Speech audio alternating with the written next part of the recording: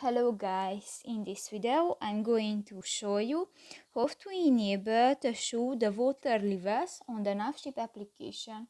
But first of all, I just want to mention, please don't forget to subscribe to our channel, because at 100,000 subscribers we are going to show you our YouTube revenue statistics and growth strategy, how to make money online. So let's jump into it. First of all, open the application on your device.